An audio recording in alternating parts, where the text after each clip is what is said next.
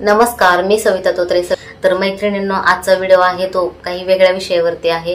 तर तुम्ही म्हणता की ताई कटिंग, स्टिचिंग, ब्लाऊज आम्हाला डिझाईन वगैरे दाखवायचे, सण जवळ आलाय, तर ते सोडून तुम्ही असे काही व्हिडिओ बनवता. पण तुम्हाला जे माझ्या रिअल लाईफमध्ये घडतंय तेच तुम्हाला दाखवते. कारण सध्या एवढी कंडिशन खराब आहे की मी कंटिन्यू हॉस्पिटलच्या फेऱ्या मारते आणि तरी पण काहीच रिझल्ट नाही. खूप मोठमोठे डॉक्टर पण झालेत आणि हे असं लॉकडाऊन पासून सुरू झाले. म्हणजे त्यांनी त्यांची तब्येत खराब झाली आणि डॉक्टरकडे कंटिन्यू आम्ही फेऱ्या मारतो, पण काहीच रिझल्ट नाही. सारखं जातोय. काल पण गेलो होतो, परवा पण गेलो होतो आणि काल गेल्याच्या नंतर परत औषधं चेंज करून दिलेत. तुम्हाला खोटं वाटेल, मी तुम्हाला ते पण दाखवते. त्याच्यामुळे माझी इच्छाच राहिली नाही की काही काम करण्याची. किंवा तुम्हाला माहिती, तुम्ही पण एक आई. आता ज्यावेळेस आपल्या मुलांना बरं नसतं त्यावेळेस आपल्याला काही सुचत नाही काय करायचं, कसं करायचं.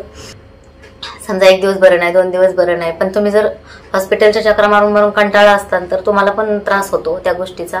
आणि मुलांकडे बघून आपल्याला पूर्ण खचून गेल्यासारखं होतं. बाकीच्या कोणत्या गोष्टीसोबत आपण लढा देऊ शकतो, बाकीचे कोणते त्रास सहन करू शकतो, पण मुलांना बरं नसलं की आपल्याला काही सुचत नाही. आणि माझ्या बाबतीत तेच झाले.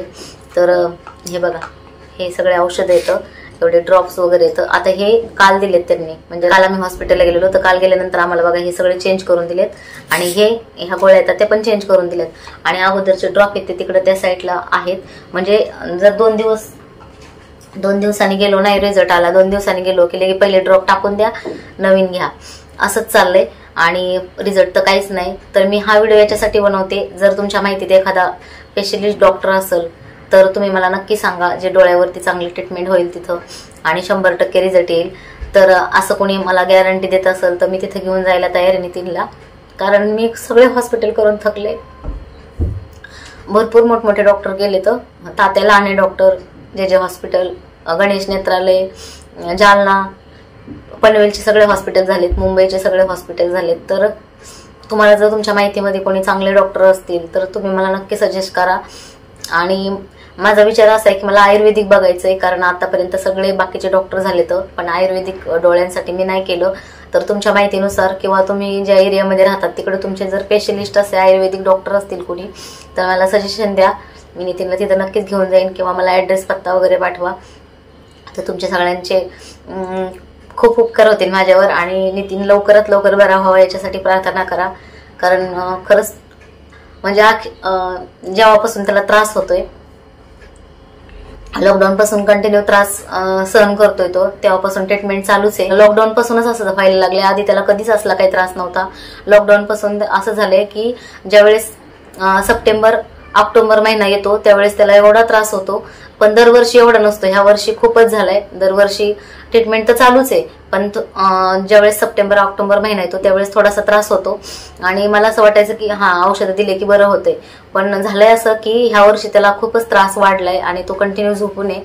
अगोदर मी काल एक व्हिडिओ टाकला, त्याच्यामध्ये पण तो बसलेला होता. तुम्ही नोट केला असेल की त्याची तब्येत किती खराब झाली आणि तो फक्त बाजूला बसला होता. आणि कालपासून तर अजिबात उठला नाही, झोपूनच आहे कंटिन्यू. आणि तुम्हाला खोटं नाही सांगत, अख्खी रात्र अशी बसून काढायला लागते, कारण डॉक्टरांनी सांगितलं की त्याला डोळ्याला हात लावून देऊ नका, डोळे त्यांनी चोळले नाही पाहिजे. तर कंटिन्यू आम्ही, माझा छोटा मुलगा, आम्ही कंटिन्यू रात्रभर असं बसून राहतो. त्याचा पण त्रास आम्हाला बघवत नाही, कारण त्याला चैन पडत नाही, झोप येत नाही. आपल्या डोळ्यात जर थोडंसं काही गेलं तर आपले डोळे खुपतात. किंवा काही कचरा गेला तरी आपल्याला किती त्रास होतो. त्याला खूप त्रास होतोय, असह्य त्रास होतोय. आणि डॉक्टर पण काही बोलत नाहीत, कारण ते म्हणतात आम्ही आमच्या परीने जेवढे प्रयत्न होईल तेवढं करतोय, पण काय करायचं. तर मला हेच सांगायचं होतं तुम्हाला की थोडे दिवस व्हिडिओ येणार नाहीत. आणि जर त्याला बरं वाटलं तर तसं मी एक अर्धा व्हिडिओ बनवीत जाईन, पण माझी इच्छाच राहिली नाही व्हिडिओ बनवायची पण नाही आणि ब्लाऊज शिवायची पण नाही, काही काम करायचं पण नाही. म्हणजे असं सकाळपासून मी काहीच काम केलेलं नाही. रात्री पण रात्र अशीच बसून काढली. कालचा दिवस पण असाच गेलाय. आणि त्याच्यात एक अर्धी अशी कमेंट, जसं काल मी व्हिडिओ टाकला त्याच्यामध्ये देवाबद्दल पण कमेंट केल्या, तर अशा कमेंट नाही करायला पाहिजे. आणि तुम्ही सगळ्यांनी खूप चांगल्या चांगल्या कमेंट केल्यात, तुमचा सगळ्याचा सपोर्ट आहे, त्याच्यात मी खूप आभारी आहे. तर तुम्ही सगळ्यांनी नितीनसाठी प्रार्थना करा. आणि तुमच्या आजूबाजूला कुठं चांगलं हॉस्पिटल असेल किंवा तुम्हाला माहिती असेल की 100% तिथं रिझल्ट येतो. आता तुम्ही म्हणता की ताई त्रास काय, तर त्रास काहीच नाही, त्याला फक्त सर्दी होते. आणि सर्दी झाल्यानंतर डोळ्यातून पण धारा लागतात पाण्याच्या आणि नाकातून पण पाण्याच्या धारा लागतात. म्हणजे पूर्ण एका टायमाला 5 मिनिटामध्ये एक रुमाल भिजतो किंवा एक ओढणी भिजते. एवढं नाकातून डोळ्यातून पाणी गळतं आणि असह्य त्रास होतो. म्हणजे जर त्याला त्रास होतो त्यावेळेस जर तुम्हाला दाखवलं असतं रात्र आम्ही कशी काढली तर तुम्हाला खरंच खूप वाईट वाटलं असतं बघून. एवढे हाल भगवत पण नाहीत. तर माझी एवढीच विनंती आहे की खरंच तुमच्या आजूबाजूला कोणी असे स्पेशलिस्ट डॉक्टर असतील आणि ते गॅरंटी घेत असतील किंवा हा व्हिडिओ बघून एखादे डॉक्टर असतील आणि त्यांना जर हा व्हिडिओ बघून जर थोडीशी दयामाया आली तर त्यांनी आमच्याशी नक्की कॉन्टॅक्ट करा. माझा यूट्यूबचा नंबर पण दिलेला आहे, त्यावर तुम्ही मला फोन करा किंवा कमेंट करून सांगा. कमेंट करून तुम्ही मला त्याचा ॲड्रेस किंवा नंबर पाठवा, मी त्याच्यावरती कॉन्टॅक्ट करीन नक्कीच. तर यासाठीच हा व्हिडिओ बनवते. आणि अजून एक गोष्ट सांगायची की शेवग्याच्या पाला, जे खेडेगावाला आपण राहतो तेव्हा आपल्याला शेवग्याच्या पाल्याचं काहीच महत्व नसतं. म्हणजे किती असे झाडं असतात शेवग्याचे, त्याला किती पानं येतात, फुलं येतात, गळून जातात, त्याचं काहीच व्हॅल्यू नसती. आपण कधी शेवग्याच्या पाल्याचा विचार पण करत नाहीत की आपण फक्त शेवग्याच्या शेंगा आणतो आणि त्याची भाजी बनवतो आणि खातो. इकडे शेकटाच्या शेंगा बोलतात. तर तुम्हाला खोटं वाटत असेल, मी 3-4 दिवस झाले कंटिन्यू बऱ्याच जणांना कॉल केले की मी पैसे देते पण मला शेवग्याचा पाला द्या. कारण मी गेल्या वर्षी पण ह्याच दिवसामध्ये नितीनला त्रास होत होता, त्यावेळेस मी ही भाजी करून दिली होती त्याला आणि त्याने थोडा फरक पडला होता. म्हणजे शरीरामध्ये ऊब तयार होते आणि याच्यामध्ये बरेच पौष्टिक घटक असतात. तर त्याच्यासाठी मला याच्याबद्दल थोडी माहिती होती, म्हणून मग मी शेवग्याच्या पाल्याचा एक व्हिडिओ पण टाकलेला आहे युट्यूबला. बऱ्याच ताईंनी कमेंट केल्या होत्या की कशी बनवायची. तर खूप सोपी आहे. आपण जशी मेथीची भाजी बनवतो तशीच बनवायची, फक्त त्याच्यामध्ये थोडंसं खोबरं घालायचं असतं, म्हणजे टेस्ट वेगळी लागते. आणि हा पाला हे बघा, एवढाच पाला इकडं 20 रुपयाला 30 रुपयाला मिळतो आणि थोडासा मी साफ केलाय. तर आता मी हा पाला म्हणजे भरपूर जणींना कॉल केले की तुम्हाला मी पैसे देते, मला आणून द्या किंवा कोणाकडे असलं तर सांगा. म्हणजे ज्या आजूबाजूला गावं वगैरे तर जे ओळखीचे त्यांना भरपूर जणांना कॉल केला तर नाही मिळाला. 2-4 दिवस झाले मी ट्राय करत होते आणि मला तो पाला आज एक जणींनी आणून दिला. म्हणजे कॉल केला की ठीक आहे मी देते, कोणाला तरी पाठवा म्हणून. तर निखिल गेला आणि तो पाला घेऊन आला. तर त्यांनी काही पैसे नाही घेतले माझ्याकडनं, पण एवढा पाला जर घ्यायला गेलं तर मार्केटमध्ये येतो विकायला, पण आता पाऊस असल्यामुळे कोणी घेऊन येत नाही लवकर. नाही तर दरवर्षी पाऊस कमी असला तर ज्यावेळेस मार्केट भरतं तेव्हा विकायला येतो हा पाला. 20 रुपयाला 10 रुपयाला एवढ्याच काड्या असतात, एवढ्याच काड्याची जुडी असते. हे बघा मी आता काही साफ केलाय आणि हा एवढा आहे. तर मला हे सांगायचं आहे की शेवग्याचा पाला एवढा चांगला असतो डोळ्यांसाठी, आपल्या आरोग्यासाठी. तर तुम्ही कधी याची भाजी खात नसताना तरी पण याची भाजी करून खा, खूप चांगला आहे. गावाला खूप मोठे मोठे झाडं असतात पण आपण कधीच भाजी वगैरे काही बनवत नाही आणि शहराला त्याची किंमत कळते जेव्हा आपल्याला त्याची गरज असते, पाहिजे असतो त्यावेळेस. म्हणजे मला असं एक फील झालं की गावाला एवढे झाडं असतात, ते असेच तुटतात, हवेने वाढतात, मोडतात, कोणी फांद्या मोडतं. तर हे एवढं महत्वाचं आहे आणि हे एवढं चांगलं आहे शरीरासाठी. पण याची भाजी कोणीच खात नाही, याचा पाला कोणी आणत नाही, करत नाही. तर असा पाला आणायचा आणि याचे सगळे पानं काढून घ्यायचे. आणि लसूण कशी बनवायची ते पण सांगते. लसूण ठेचून घ्यायचा, हिरवी मिरची ठेचून घ्यायची किंवा कापून टाकायची आणि आपण जसं फोडणी करतो मेथीच्या भाजीला तशीच कांदा वगैरे कापायचा आणि फोडणी करायची. तुम्ही मेथीच्या भाजीला कांदा घालत नसाल तर नाही घातला तरी चालेल, तसं मी सगळ्याच भाज्यांना कांदा घालते. तर मी काय करते, ही भाजी साफ करून धुवून घेते. नंतर कढईमध्ये तेल गरम करायला ठेवते, त्याच्यामध्ये जिरं मोहरी टाकायची, लसूण ठेचून टाकायचा आणि त्याच्यामध्ये हिरवी मिरची ती पण ठेचून टाकायची, म्हणजे ती सगळ्या भाजीला पोहोचते. कारण कापून टाकल्यानंतर आपल्याला ती निवडून टाकता येते. तुम्हाला तिखट किती पाहिजे त्या हिशोबाने तुम्ही टाकायची ठेचून. आणि नंतर ही जी भाजी आहे ती त्याच्यामध्ये टाकून घ्यायची.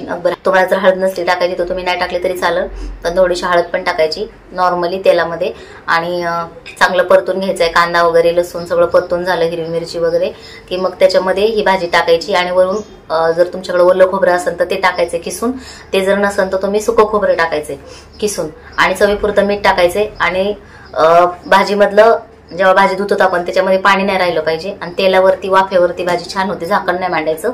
मस्त भाजी होती आणि ती ज्वारीच्या भाकरीसोबत किंवा तुम्ही चपातीसोबत कोणत्या भाकरीसोबत खाऊ शकता. पण पेशंट असेल तुमच्या घरामध्ये तर तुम्ही ज्वारीची भाकरी आणि ह्या शेवग्याच्या पाल्याची भाजी खूप चांगली होती आणि शरीराला पौष्टिक असते. आता नितीन उठून बसलाय, नाही उघडत आहे डोळे, तर त्याला खूप त्रास होतोय, डोळेच उघडत नाही तो. कारण तो म्हणतो डोळे उघडले की असं वाटतं की आतमध्ये खडे गेले डोळ्यामध्ये, एवढा त्रास होतोय त्याला. आणि आतमध्ये आपण जसं आपलं तोंड येतं तसं डोळ्यामध्ये पूर्ण फोड्या आल्यात आणि त्या फोड्या आहेत त्या अजिबात कमी व्हायनात, उलट वाढत चाललेत पण कमी होत नाहीत. आणि एवढे ड्रॉप दिलेत तर ते ड्रॉप पण कंटिन्यू चालू आहे, जसे सांगितले डॉक्टरांनी तसे मी टाकते. का उठला? झोपून पाडतो. तर झोपून झोपून त्याची पाठ दुखायला लागली आणि त्याचं वजन पण खूप कमी झालंय. आधीच त्याची तब्येत नाजूक आहे आणि त्याच्यातून अजून नाजूक झाली. रुमाल हा हे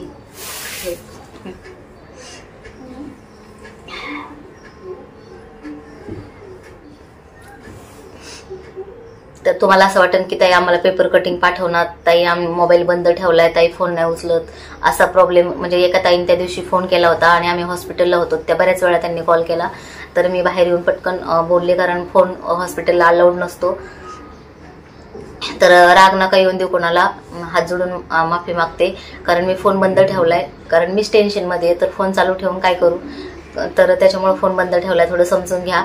आणि बऱ्याच ताईंनी फोन चालू होता तेव्हा कॉल केला होता पण मी त्यांचा उचलला नाही, तर गैरसमज करून घेऊ नका.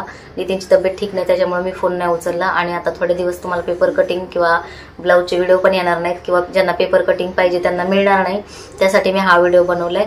थोडं समजून घ्या मला. जेव्हा नितीनला बरं वाटेल तेव्हा मी 100% तुम्हाला पेपर कटिंग पण देईल आणि ब्लाऊजचे व्हिडिओ वगैरे पण येतील.